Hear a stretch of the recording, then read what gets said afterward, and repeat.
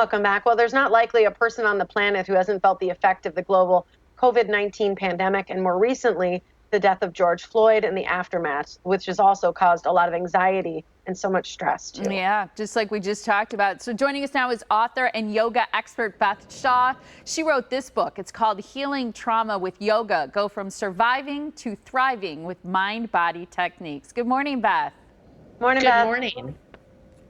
I love that you make the point that everybody should be practicing yoga, especially right now. Why do you feel that way?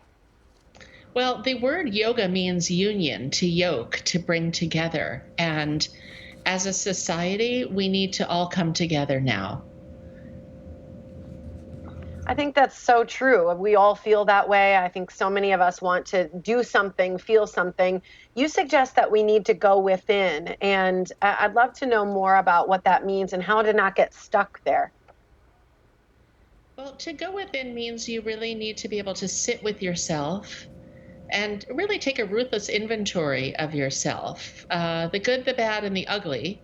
And then from there, you're able to make changes. But a lot of times it starts with really examining our mental patterns, our thoughts, what consumes us. And then we start to make shifts. You know, so many of us are controlled by the subconscious mind and by programming that is not even ours, that's generational and generational trauma. Do you believe that health is our greatest asset?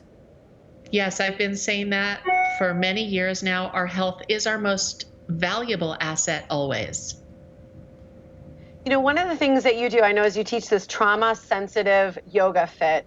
And when we look to doing yoga, do we need to find a specific kind of yoga to help release trauma?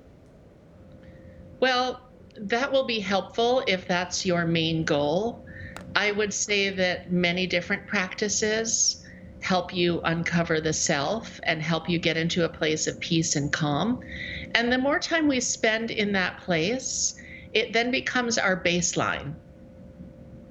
Many people who've tried yoga are huge fans of it and do it regularly because they see and feel the benefits of it.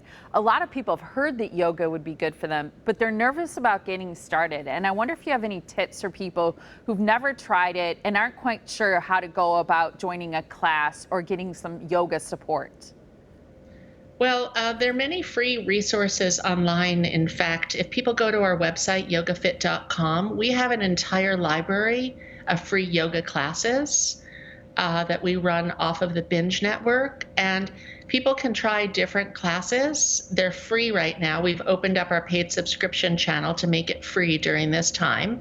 And they can try different formats and find the one that works best for them. And sometimes it's a lot of trial and error. You know, one of the things that I know you talk about it is trauma, as we mentioned, and trauma getting stored within your body. Talk a little bit just about that. How does that happen? And I know it has to do with the sympathetic nervous system being overly activated, not turning off, but how do we turn it off? How do we get it out? And how is yoga really the avenue to do that? Yoga brings us from the sympathetic nervous system into the parasympathetic nervous system. So it reduces our cortisol levels, our blood pressure, and systemically helps heal us. It's a healing science. So even, 20, 30 minutes a day can make a huge difference in how people feel about themselves and the world. And change has to start from within.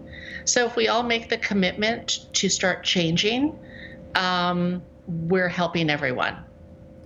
In yoga, they often talk about setting an intention. Do you have suggestions on how to have an intention as it relates to yoga?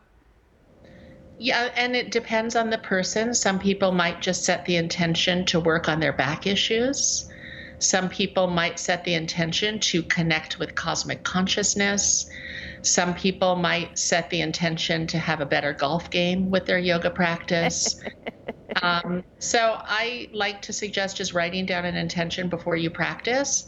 And when you find your mind wandering, which it will, then you go back to your intention. You can almost make that your mantra.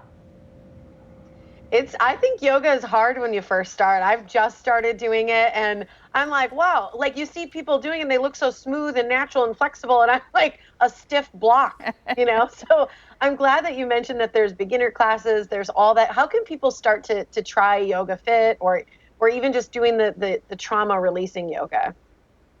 Again, they can go to our website, yogafit.com, and we have a free resource library and classes that are free that people can take. We have over 50 different free online classes. So wonderful. Thank you so Wonderful. much for joining us, Beth. We appreciate your time. Thanks, Thank you. Beth. Thank you. Namaste. Namaste. And BethShaw.com is a website to visit for more on healing trauma with yoga. Go from surviving to thriving with mind-body techniques.